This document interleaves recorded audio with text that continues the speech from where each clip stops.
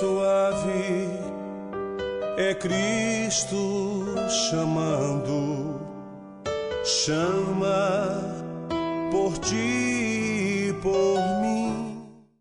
Olá, telespectador do Opção para a Vida. Estamos mais uma vez iniciando o dia, a semana, hoje segunda-feira, 22 de julho. E o programa Opção para a Vida, durante esses dias, está reprisando o que foi a nossa 10ª excursão à Terra Santa. Aliás, eu estou divulgando sempre aqui e já anunciando a nossa 12ª excursão, que será realizada em janeiro, segunda quinzena de janeiro de 2020. Você tem tempo ainda para se programar.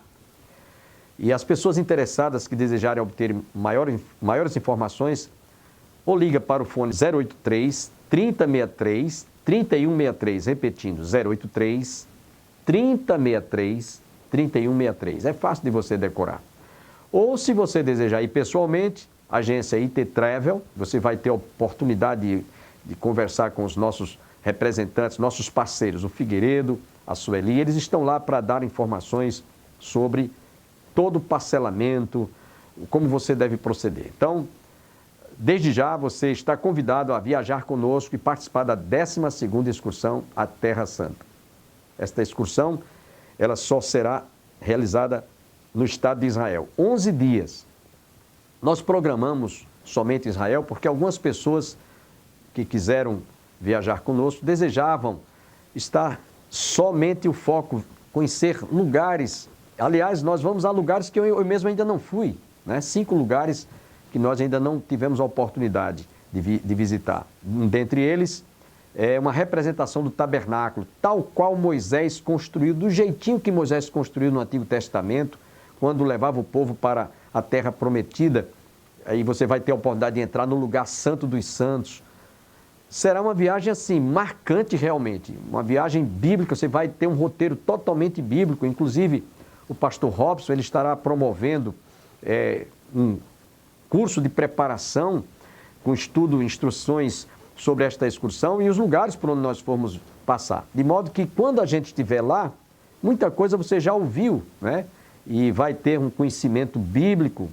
O Robson, pastor da Igreja Nova Vida, está preparando um curso para aquelas pessoas que vão viajar conosco. Então, você não pode ficar de fora. Essa viagem ela está simplesmente imperdível. Nesse instante, gostaríamos de fazer uma oração e você vai estar viajando conosco logo em seguida. Pai, muito obrigado por esta manhã, quando nós abrimos o nosso coração mais uma vez, para recebermos através destas imagens conhecimentos geográficos, conhecimentos bíblicos a despeito da Terra Santa. Abençoe a cada telespectador e também aqueles que desejarem viajar conosco. Se programem de modo que possamos estar viajando no início do ano novo. Abençoe a cada telespectador que está conosco nesta manhã, pois nós te rogamos todas estas bênçãos mais uma vez agradecidos, em nome de Jesus. Amém.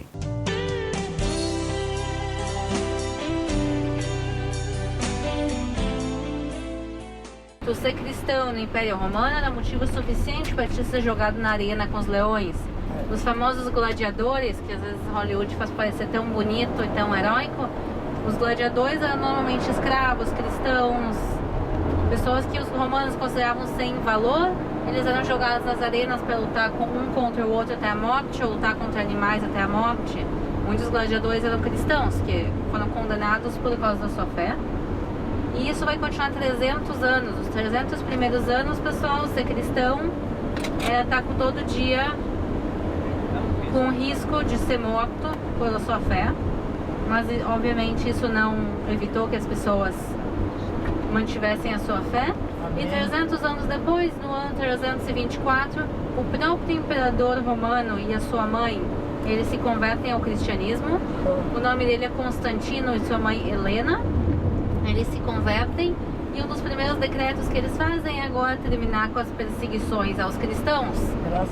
E não só terminar as perseguições, como a partir de agora tu pode exercer tua religião abertamente. Isso quer dizer que tu pode, pela primeira vez na história, construir igrejas. Até esse momento já existiam cristãos, só não existiam igrejas. E aí, no momento que o Império Romano se transforma de pagão a cristão, o nome do império ele muda. de Império Romano a Império Bizantino. Os bizantinos e os romanos são exatamente as mesmas pessoas, simplesmente muda a religião. E por isso, quando eu digo que é uma igreja bizantina, quer dizer uma igreja de romanos que se converteram ao cristianismo, e eles são as primeiras igrejas a serem construídas porque são a primeira vez na história que é permitido construção de igrejas. As colinas do Golão que a gente está vendo aqui é Israel, e depois dessas colinas, vamos dizer, O outro lado. 40, 60 quilômetros para lá, a nossa esquerda está a Síria. Quer dizer, a gente não está muito longe da fronteira da Síria. Se a gente sobe nas montanhas aqui, a gente consegue, inclusive, ver a Síria. E é impressionante ver como de um lado da fronteira, literalmente o mundo está desabando. Há uma guerra civil. Essa montanha é o Monte Tabor. Ontem também vimos ele de longe. Hoje também estamos vendo ele na passagem. Lá em cima a gente está vendo aquele edifício. É a Igreja da Transfiguração, onde Jesus ele vai se transfigurar e mostrar o seu lado divino na presença de alguns dos seus apóstolos, Elias e Moisés. Aqui à nossa esquerda a gente está passando ao lado de uma cidade que existe até os dias de hoje. Ela se chama cidade de Naim, e nessa cidade é onde Jesus ele vai ressuscitar o filho da viúva. Uma mulher nos tempos bíblicos, sem marido, sem pais e sem filhos, ela estava fadada a morrer de fome. Os homens eram quem sempre traziam o dinheiro para casa, o sustento, e uma mulher já viúva, sem pais e com o único filho morto, Jesus ele faz um ato não só de compaixão a esse jovem que tinha morrido numa idade tão jovem, mas o ato de compaixão à mãe dele, a essa viúva, e ele vai e salva ela de uma pobreza inevitável.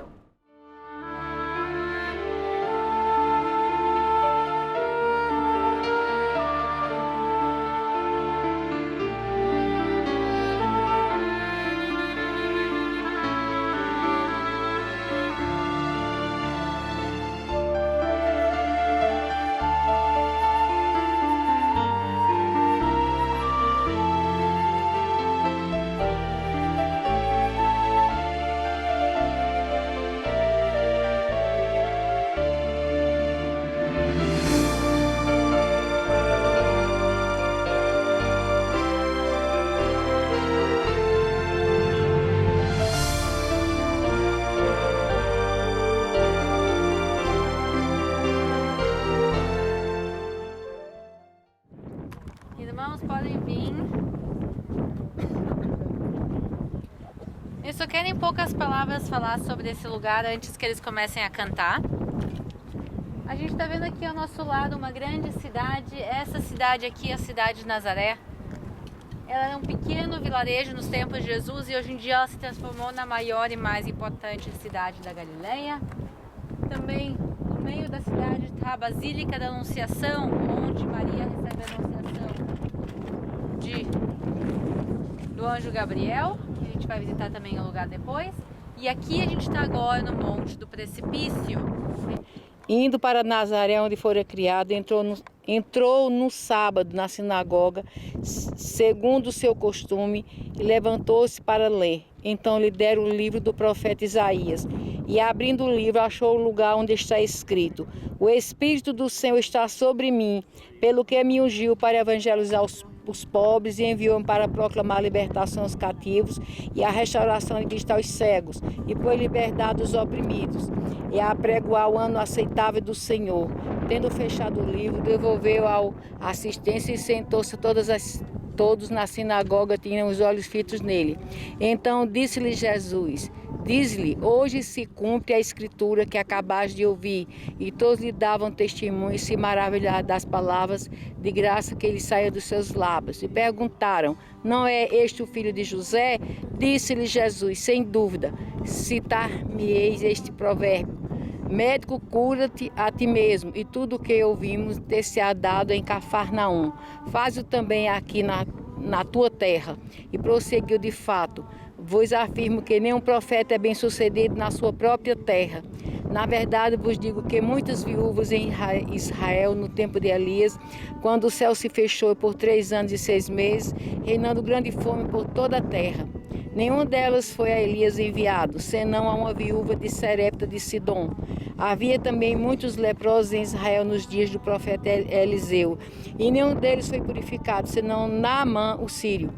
Todas as sinagogas ouvindo estas coisas se encheram de ira, e levantando-se expulsaram da cidade, e levaram até o cimo do monte sobre o qual estava edificada, para lá, e o precipitaram abaixo. Jesus, porém, passado por eles, retirou-se. Portanto, vocês estão exatamente no local onde está escrito no livro do Evangelho de São Lucas, que Jandir leu, capítulo 4, verso 16 em diante, onde termina dizendo: o local foi exatamente esse. Não tem como ser outro, porque só tem esse lugar aqui, que realmente é um precipício, como vocês podem ver através destas imagens.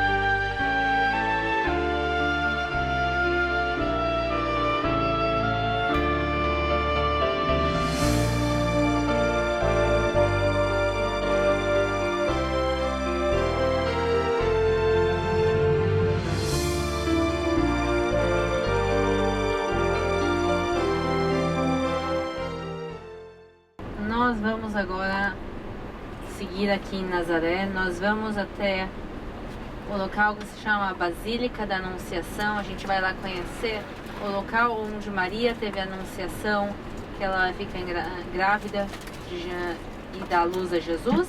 E a gente também vai conhecer a carpintaria de São José e também o local que era a casa onde Jesus cresceu.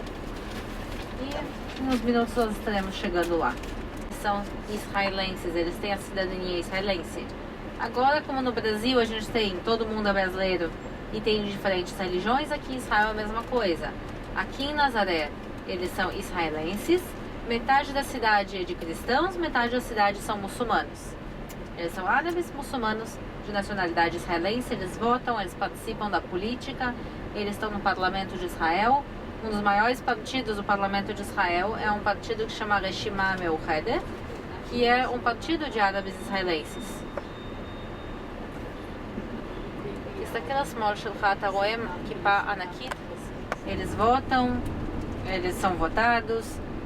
Como os muçulmanos também no Brasil, apesar de ter poucos, eles têm direitos plenos. Como também cristãos, como católicos, todos têm direito. Israel é um país democrático e todos têm direitos iguais, como o Brasil também é um país democrático e todos têm direitos iguais.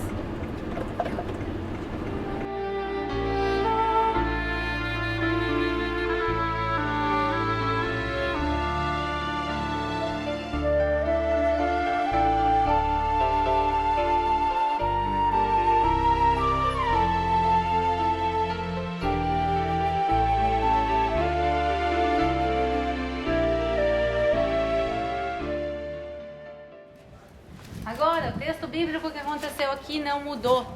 Desde então eu quero agora convidar Cícera. a irmã Cícera para vir fazer a leitura. A gente está agora em frente ao que se chama a Basílica da Anunciação. A gente vai entrar nela em um minuto. Dentro da Basílica tem os restos da casa onde Maria morou antes de se casar com José. Estamos aqui em Nazaré, pela misericórdia de Deus, para louvar a Deus, agradecer e agradecer por essa oportunidade rica que Ele nos dá. Vamos ler o texto, Lucas 1, de 26 a 38. Predito o nascimento de Jesus. No 6º mês, foi o anjo Gabriel enviado da parte de Deus para uma cidade da Galiléia chamada Nazaré. Há uma virgem desposada com certo homem da casa de Davi, cujo nome era José. A virgem chamava-se Maria. E entrando o anjo aonde ela estava, disse: Alegra-te, muito favorecida, o Senhor é contigo. Vamos ler o versículo 29. Ela, porém, ao ouvir esta palavra, perturbou-se muito e pôs-se a pensar no que significava esta saudação.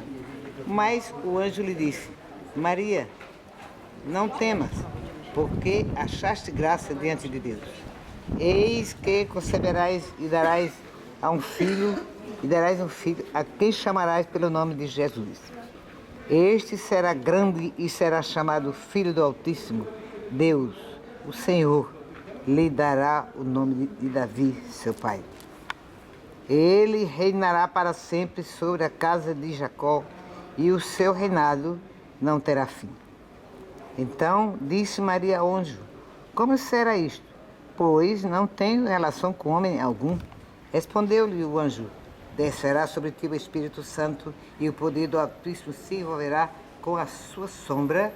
Por isso também o ente santo que há de nascer será chamado Filho de Deus. Aleluia. E Isabel, sua parente, igualmente concebeu um filho na sua velhice, sendo este já o 6º mês para aquela que dizia ser estéril. Porém, porque para Deus não haverá impossível.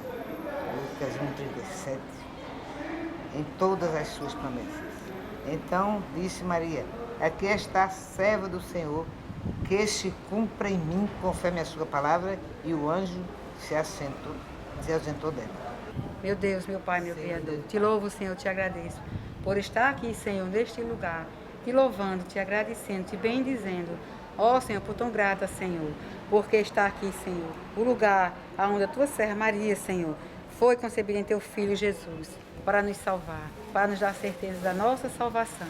Que privilégio, Senhor, de estarmos aqui, Senhor, te louvando, te agradecendo. Também por outros lugares que passamos, Senhor, que foi tudo que Jesus esteve. Ó, te agradecemos por tudo, em nome de Jesus, teu Filho, agora e sempre. Amém. Amém. Então, pessoal, nós estamos no local da Anunciação e também, na realidade, o local da encarnação. Se a gente olhar na entrada da igreja, está escrito Verbum caro factum est et habitat nobis, que quer dizer o verbo se fez carne e habitou entre nós. Exatamente, é isso que é a importância desse local, onde Deus se envia em forma de carne, em forma de um homem, para habitar entre nós, para habitar esses 33 anos entre nós.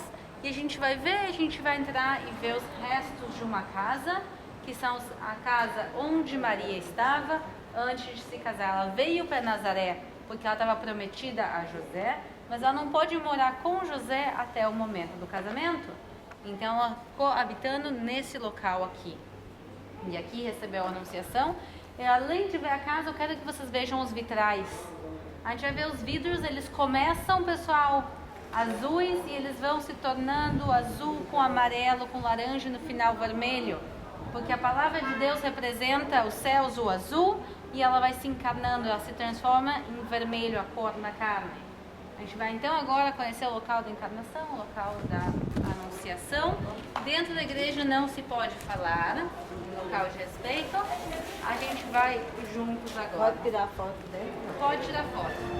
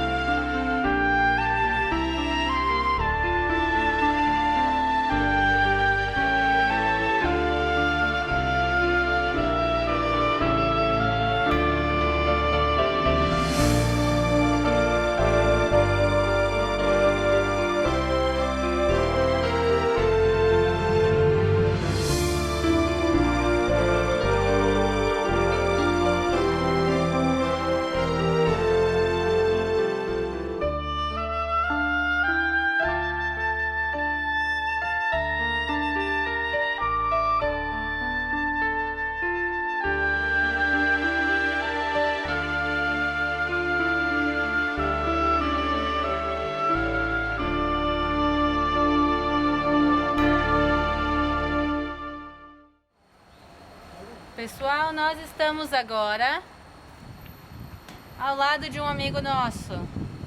Nós estamos agora ao lado de José. Ele está aqui por quê? Porque a gente está ao lado da igreja de São José, também conhecido como a Carpintaria de São José. O próximo lugar que a gente vai entrar é a casa e a carpintaria de José, onde Jesus cresceu. Vamos dizer que a imagem ela é meramente ilustrativa, a gente realmente não sabe como José se parecia. O que a gente sim sabe é que José já era um homem de mais idade quando ele se casou, em comparação a Maria, que tinha por volta dos seus 14, 15 anos. Ela é extremamente jovem, ele já é um senhor. E por isso também não é de espantar que José vai morrer vários anos antes de Maria. Quando José morre, a gente não tem a mínima ideia. A gente vê que José está presente nos 12 anos de Jesus, quando eles vão juntos para Jerusalém. Quando Jesus é esquecido no templo de Jerusalém, a gente vê a presença de José lá. Depois disso, ele desaparece da história, na realidade. Aos 30 anos, com tudo que acontece com seus ministérios e também na crucificação e ressurreição, José não é citado nenhuma vez. Então ele morre em algum momento entre os 12 e os 30 anos de Jesus. Na maior parte dos momentos difíceis, José justamente não estava lá. Então, por que José é trazido para a história? Por que é tão importante? Maria, na realidade, ela engravidou do Espírito Santo. José não está aqui para apoiar Jesus, para ajudar ele durante o seu ministério. Então, qual a grande importância de José? Por que, na realidade, José foi colocado no caminho? Exatamente, José é descendente da casa de Davi. E todas as profecias dizem que o Messias ele tem que ser descendente da casa de Davi. E a descendência somente pode passar pelo lado paterno. E por isso ele foi colocado, para que se cumpram as escrituras que Jesus é descendente da casa de Davi. Porque é descendente através de José. Isso é muito, muito importante para se completar as escrituras. Inclusive, se a gente abrir a Bíblia, primeira linha da Bíblia, Mateus, capítulo 1, versículo 1. Este é o livro de Jesus Cristo, filho de Davi. E em seguida vem toda a genealogia. Pessoal, a Bíblia não começa com os milagres. A Bíblia não começa o Novo Testamento com milagres, com grandes feitos, com afirmação. Não. A primeira coisa é essa pessoa, ou Jesus, muito mais do que uma pessoa, ele é, primeiro, Jesus Cristo. Cristo, em grego, quer dizer Messias. Então, a primeira linha da Bíblia diz Jesus, essa história é sobre Jesus, o Messias, filho de Davi. E a partir de agora, a genealogia para provar a primeira linha, e só assim a história vai começar. Depois vai contar da anunciação e do nascimento em Belém, e depois dos 12 anos, e depois somente lá no final dos evangelhos cada vez vai aparecer o ministério. O mais importante é a primeira frase, e por isso José está aqui na história.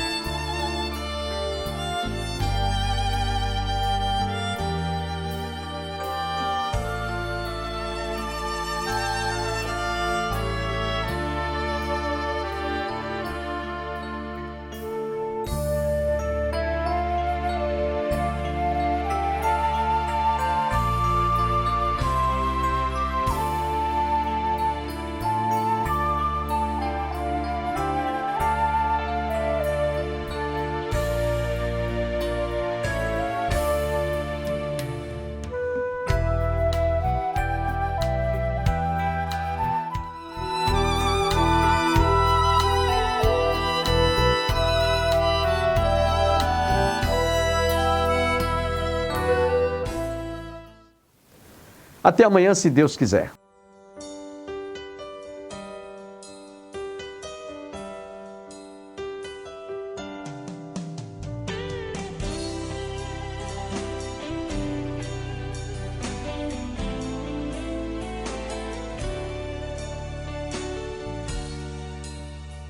Manso e suave é Cristo chamando. Chama por ti, por